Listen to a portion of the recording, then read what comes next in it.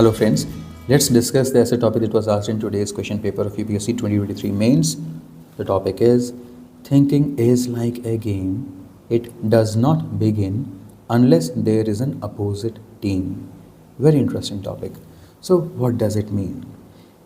Focus on these words: thinking, game and opposite team. What do they mean?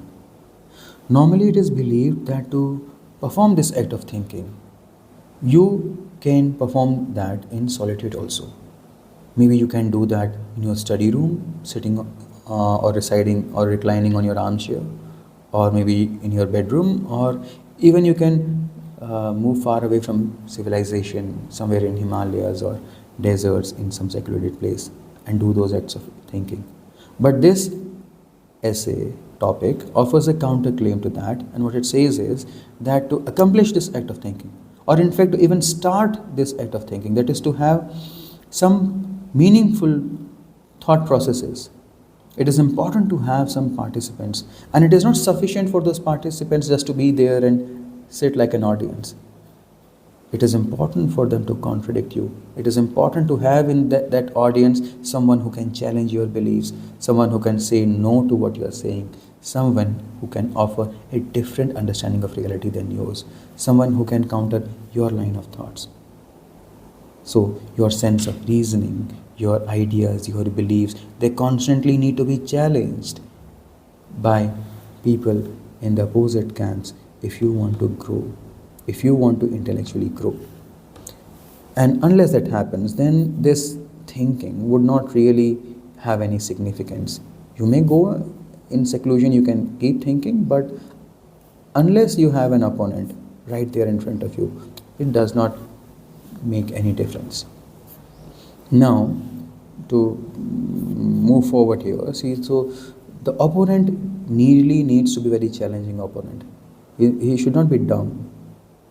The more intelligent he is, the wittier he is, the larger his storehouse of knowledge is, the greater repository of ideas he has, the sharper his intelligence is, the more you would evolve intellectually, and more you will be able to refine your thoughts, the better you would learn to articulate your ideas, right? So it's important to have opponents, and opponents who can counter your perspectives. Now, to substantiate this, we can give examples from history and examples from philosophy, examples from many places, but to begin with, let's begin with our own families and friends. In our own families and friends, we quite often see that quite often it happens to us when we are criticized by our friends or someone in our families, and they challenge our beliefs or our understanding of the reality around us on with respect to our life, our issues such as jobs and marriages, or other such trivial things or bigger issues of life. So it's important, and sometimes these people, they actually provide us a good understanding of reality because they offer us a different understanding. So it's important to have that, and it's not just these things are important not just to have a different view of reality, but also so that you can understand yourself also better. Because these people, when you meet opponents, they help us understand ourselves better, and opponents, they pull us out of our comfort zone, and we move forward when we meet such people from opposite team. In this G20 event which occurred just a few days ago, we were all appreciating India's diplomatic victory. Why? Because there was a division of nations across some issues. If there was no divisions, if all the countries would have been saying the same thing, do you think it would have been hailed as a diplomatic victory? Do you really think that our diplomatic missions or our country or nation's intellectual capability would have grown out of comfort zone? No. On Ukraine issue, for example, there was a strong division. So our diplomats, they had to engage in these dialectics, in these debates, and and they had to convince the opposite camps. The opposite camps were also very strong in their beliefs. So on this Ukraine issue, for example, the words from war against Ukraine were changed to war in Ukraine. So for every small thing, they were employing their minds, right? these diplomatic missions. So wherever we see, it's good that you have an opposite team, because the opposite team brings the best in you. Now we have a look at, if you should have a look at our history also. Since the dawn of civilization, one very interesting thing that we have seen is that one group of scholars have challenged other group of scholars. And now I'm coming back to this topic and offering a slightly different view, but still in line with the argument of the topic. The topic says thinking is like a game, it does not begin unless there is an opposite team. What I would say here is that it is not necessary to have that opposite team right there in front of you in physical manner, but the opposite team may be even dead.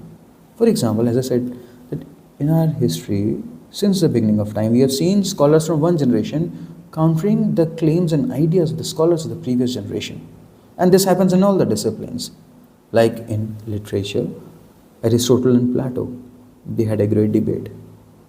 Plato would say that these poets and men of literature, they make people weak. Whatever these poets are writing, this is far removed from reality. So these poets should be thrown out of the state. They should be banished from the state. Aristotle said, no, we need these poets and these men of literature, because what they write, they help us in removing our negative emotions. When a hero in a tragic drama dies, with his death or with those things, we also shed our tears, and along with those tears, we expulse our negative emotions that were somewhere held back, and the word he used for that was catharsis. The idea here is the great Aristotle countered the great Plato. And this trend has occurred throughout the human civilization, where scholars from one generation have countered the claims of the scholars of the previous generation. And this example I have quoted from the West, but this has happened in our own country also. When Buddha came, he countered the claims of the then existing dominant religious ideologies. And after Buddha also, the trend continued. For centuries it has continued. We have so many schools of philosophy in our country. What has been there? There has been intense debates between them. Some of these philosophers, they were contemporary of each other, and quite often they were of different generations. And this, whatever your discipline is, my friends, you can give examples from your own discipline or your own subjects. So whether it is political science or philosophy or sociology or literature, or it could be even sciences, like in chemistry and botany, we see one group of scholars engaging with the opposite camp and trying to have some analysis, trying to use their rationality and their mind in a progressive manner. So the progress in humanity, it occurs when such kind of negotiations and such kind of debates occur between opposite parties. Now I'll be moving forward. Do you think that these debates are taking place in today's society also? But before I come to that point, I would say that I will offer a slightly counter view or a different view over here, that focus on these words: thinking, game, opposite team. It's good to argue with opponents, right? But somewhere we have stretched these arguments too far and taken them into our bedrooms also. Like, there has been a constant dialectics between husband and wife these days, and these relationships are under tremendous stress, and this is occurring world over. So partners in marital relationships, they often employ their reasoning capacity and their thoughts and their debating skills, not to understand the other person, not to enable that relationship move forward, but to dominate over the other person, to outmaneuver the other person, to outwit the other person, to conquer the other person, to colonize his or her mind, and to force him or her to accept your version of reality. So this thing, what was supposed to be, this marital relationship, what was supposed to be a relationship of love and romance, that has turned into a game of chess, where partners, they are making their moves, shifting pawns here and there. I mean, they themselves have become the pawns, treating their spouses as pawns. So we need to see, like, yes, we need to have opposite team, yes, we need to have a game of thoughts, but where and how and with what what intention, that is also important. Now I will come back to the point that why these things were important and what is happening today now.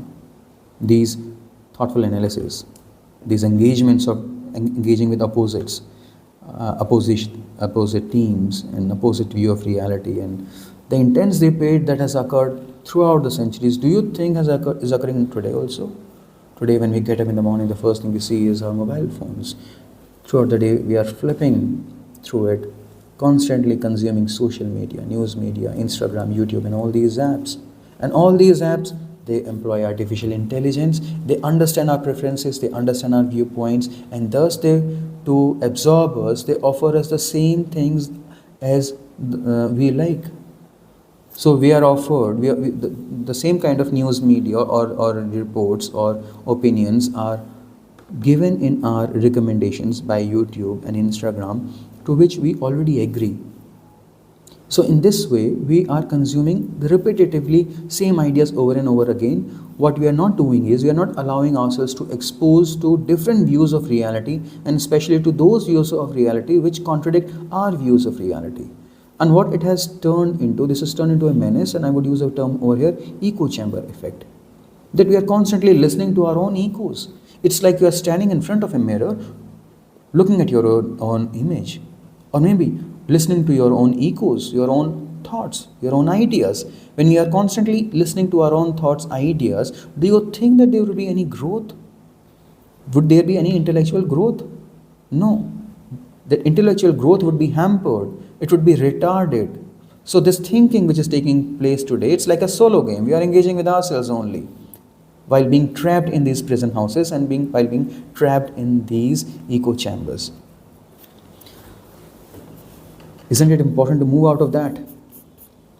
And when these echo chambers are there, then what ramifications it have? It has immense ramifications, because we start having doubt over the intentions about the other communities.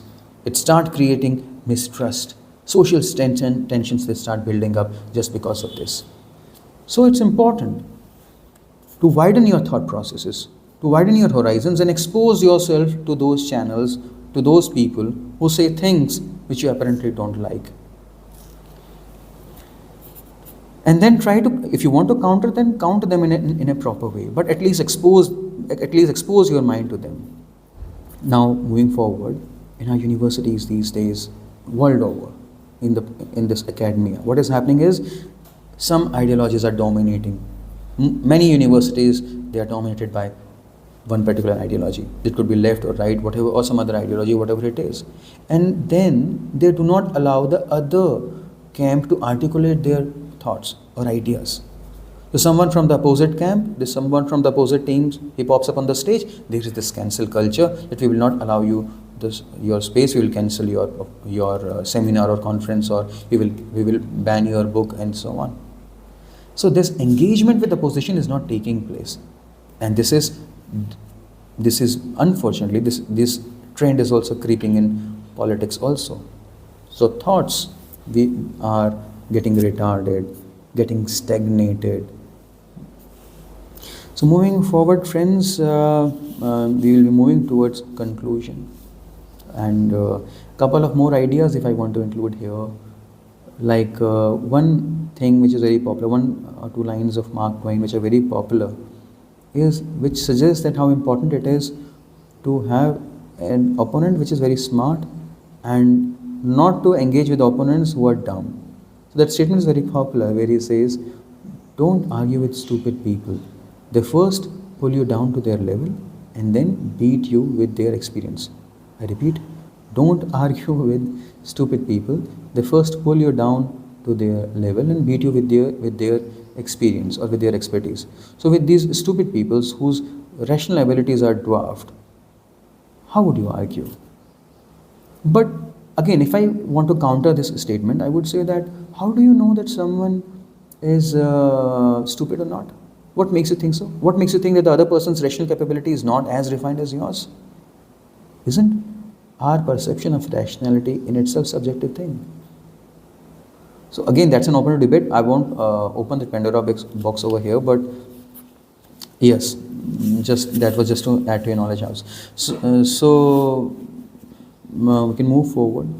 And while emphasizing this importance of having an opposite view of reality, I'm reminded of that famous thought of, I think, Kabir, who said that Nindak neare rakhiye. So it's always important to have a critic near you, because according to Kabir, a critic helps you rectify your mistakes, and he cleans you without soap and water. He cleans you without your soap and water. So we should not shy away from these critics, because these critics, they rectify our mistakes. And when we engage with them in a thoughtful manner, in a sense that when we engage with their ideas, and when there is an exchange of ideas, even if those ideas are contradictory, it will lead to overall growth.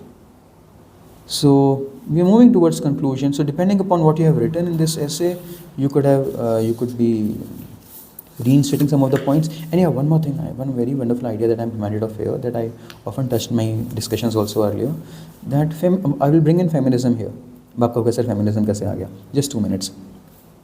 So the topic is thinking is like a game, it does not begin unless there is an opposite team. So imagine this thing, the world consisting of 2 teams, males and females. Most of our literature, most of our knowledge, discourses, our ideas of religion, philosophies, history, books, who have written them? According to whose viewpoint they have been?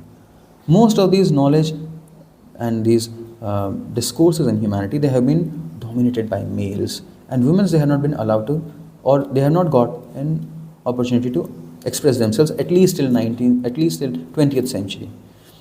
So it's important to listen to them, it's important to engage with them, it's important to allow them to articulate their thoughts, even if we don't agree to them, because that only will help move the civilization forward, and also it would help evolve our thoughts in a better way. So on these ideas, somewhere you can end, telling the importance of thinking, and how critically important it is to be surrounded by such people who have very different understanding of reality than yours, who can challenge your thoughts, who can counter your claims, who can force you to grow out of your comfort zone, who can instigate you, or who can be a catalyst for you to learn something new, or at least learn to articulate yourself in a better way. Even if you want to retain your ideas, at least learn to articulate them in a better way. And this thinking would be refined and enriched when you have such people, and when you have such discussions, such dialectical exchange of ideas and conversations with them. And in personal, with this I will end it, friends, here. And I'm telling you, in personal life also, I want I believe this thing very dearly, and I want to be surrounded by, or at least I want to meet such people who offer me such views, and this helps me understand myself better, this helps them understand them better, this helps us to express ourselves better, this really helps us to grow. So with this I would end it here. I hope this was beneficial to you all.